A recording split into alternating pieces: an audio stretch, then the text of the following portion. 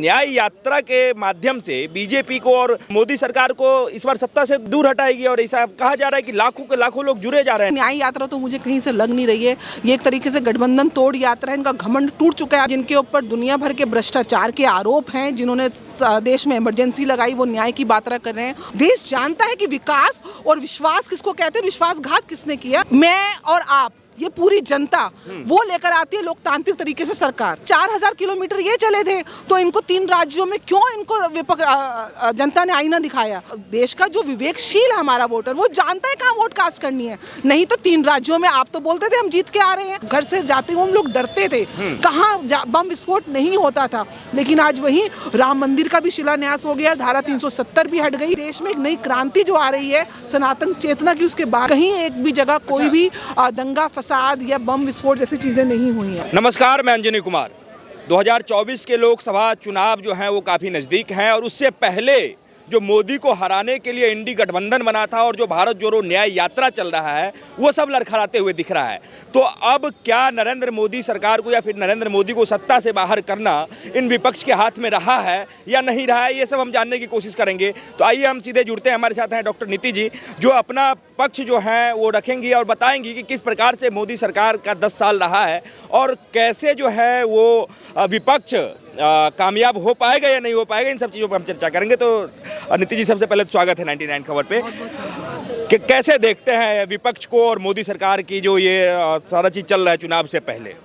देखिए, अभी तक 2014 से पहले अगर मुझसे आप पूछें वास्तविक रूप से तो जो लोकतांत्रिक, जो democracy for the people, of the people, by the people हम पढ़ते आए हैं, वो कहीं ना कहीं 2014 के बाद सक्रिय हुई है। उससे पहले लोकतंत्र नहीं, राजतंत्र चल रहा था। चाहे आप आदरणीय जवाहरलाल नेहरू जी का देखिए, 0 वोट थी, सरदार वल्लभ भाई पटेल के पक्ष में था पूरा, लेकिन लोकतांत्रिक तरीके से उनको नहीं चुनाव हुआ।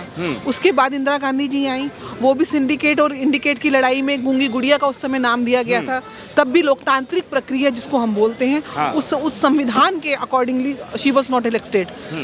उनका दुखदपूर्ण हत्या हुई। उसके बाद जब राजीव गांधी आए, वो भी एक संवेदना थी और भारत देश की एक जिसे कहते हैं कि इमोशनल ग्राउंड के ऊपर, नॉट ऑन मेरिट। जाते जाते जब कांग्रेस गई है तो आदरणीय मनमोहन सिंह जी, वो भी कहीं ना कहीं तुष्टिकरण, क्योंकि सिखों के जो दंगे थे उसका एक काला कलंक था कांग्रेस के सर माथे पर, उसको किस तरीके से उसको तुष्टिकरण को साधा गया और वो भी अनपार्लियामेंट्री तरीके से ही was elected and selected as a prime minister. 2 ही व्यक्ति हैं, अटल बिहारी वाजपेयी जी, जबकि उस समय पूर्ण बहुमत नहीं थी, और 2014 में जो नरेंद्र मोदी जी की सरकार आई। वास्तविकता में जो गुलामी के प्रतीक हम कहीं ना कहीं ढाके चल रहे थे। आज हम राम मंदिर की अगर प्राण प्रतिष्ठा देख रहे हैं तो कहीं ना कहीं इसमें सुप्रीम कोर्ट तो तब भी थी, सुप्रीम कोर्ट आज भी है। राम मंदिर के साक्ष्य तब भी चीख रहे थे, आज भी उन्होंने साक्ष्य के दम पर ही हुआ है, संवैधानिक तरीके से हुआ है। लेकिन क्योंकि सरकार ने वो इंफ्रास्ट्रक्चर दिया अनबायस होकर, जो लोकतांत्रिक है, उसकी वजह से आज ये हमारे पक्ष में आया। जहाँ तक विकास की गाथा है, आज ही न्यूज़ में आया इकोनॉमिक टाइम्स में कि जिस हिसाब से इंडिया की ग्रोथ हो रही है, आने वाले साल में यानी कि 2025 में हिंदुस्तान तीसरी बड़ी अर्थव्यवस्था होगा। 5 ट्रिलियन की इकोनॉमी हम टच कर रहे हैं और 7% की जीडीपी की ग्रोथ हम अचीव करने वाले हैं। ये कैसे संभव हो रहा है? 140 करोड़ की आबादी, आपका देश इस समय विश्व की सबसे बड़ी आबादी को छू चुका है। उसके बाद देश विकास कर रहा है। एक नियमित दायरा है हमारे पास, जोग्राफिकल रीजन तो इतना बड़ा नहीं है कि हम अमेरिका से कंपेयर करें या बड़े राज्यों से कंपेयर करें। उसके बावजूद यहाँ पे जीडीपी ग्रो कर रही है। आज डिजिटल इंडिया के माध्यम से आखिरी व्यक्ति तक सुविधाएं जा रही हैं। जनधन अकाउंट उन लोगों के खुले हैं जिन्होंने कभी बैंक की शक्ल नहीं देखी थी। जो बेनिफिशरीज हैं उनको डायरेक्ट अकाउंट बेनिफिट से 100% जो बेनिफिट सरकार देती है वो करते हैं। और अल्पसंख्यकों की अगर कुछ लोग बात करते हैं तो 70% जो लाभार्थी हैं वो देश के अल्पसंख्यक हैं। चाहे वो आवास योजना हो, चाहे वो नल से जल की योजना हो, चाहे उज्ज्वला योजना हो, एंटरप्रेन्योरशिप हो। आज मुद्रा लोन से कितने ही नए बच्चे जो हैं स्किल डेवलपमेंट के साथ जुड़ रहे हैं, देश के विकास में योगदान कर रहे हैं। और ये तो एक पक्ष है, ये तो कुछ पॉलिसीज हैं, चाहे किसानों के लिए, चाहे हर वर्ग के लिए। दूसरी तरफ देश का विकास देखिए, आपके टाइम पे इसरो थी, लेकिन इसरो के पास वो इंफ्रास्ट्रक्चर नहीं था। आज इसरो को इंफ्रास्ट्रक्चर मिला है, एक बैकबोन की तरह प्रधानमंत्री जी खड़े रहे हैं, फेलियर्स में भी और सक्सेस में भी। तो आज चंद्रयान पे, आज हम साउथ पोल में we are the first country जो हमारा तिरंगा वहाँ लहरा रहा है। आज L1 में हम रोटेट कर रहे हैं, आज हम ऑर्बिट कर रहे हैं, मार्स के इर्द गिर्द मंगलयान देश की उपलब्धि है।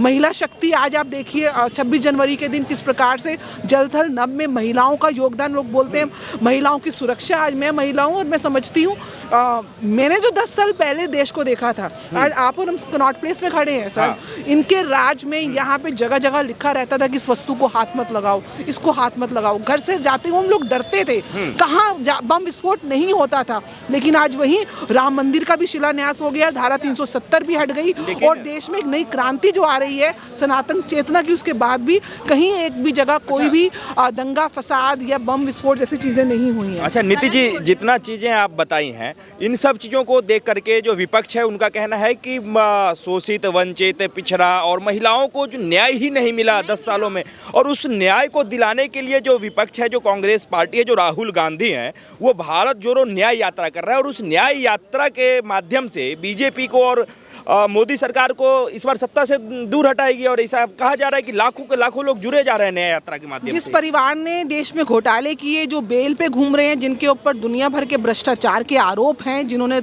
देश में इमरजेंसी लगाई, वो न्याय की यात्रा कर रहे हैं।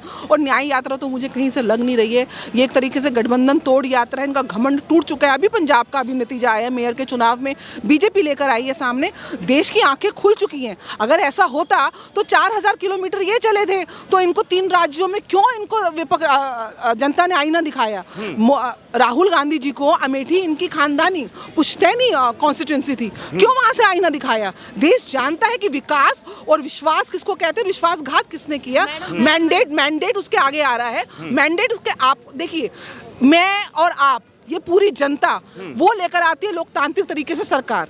आज अगर 303 का आंकड़ा आया है तो मैंने और आपने या किसी ने वोट कास्ट किया है तो मेजोरिटी के साथ आया है। अगर देश का जो विवेकशील हमारा वोटर, वो जानता है कहाँ वोट कास्ट करनी है। नहीं तो 3 राज्यों में आप तो बोलते थे हम जीत के आ रहे हैं, उसके बाद भी बीजेपी का साउथ में होल्ड नहीं था, लेकिन साउथ में भी आप देखिए चुनावों में उन्होंने डबल किया है, यहाँ तक कि नॉर्थ ईस्ट में भी। और जो ये बार बार नॉर्थ ईस्ट को टारगेट करते हैं, नॉर्थ ईस्ट में तो नरसिम्हा राव के टाइम जो इतना 9 महीने तक एड्रेस ही नहीं किया था वहां तक के दंगों को, वहां की जो कुकई और मैती समाज की, उस विश्लेषण में मैं नहीं जाऊंगी, लेकिन इनके टाइम दंगे और हिंसा की घटनाएं और जो धार्मिक तुष्टीकरण, ध्रुवीकरण की चीजें, और एक पक्ष को जाके, एक धार्मिक पक्ष के प्रति रख के उसको आज उसको न्यूट्रलाइज किया गया है।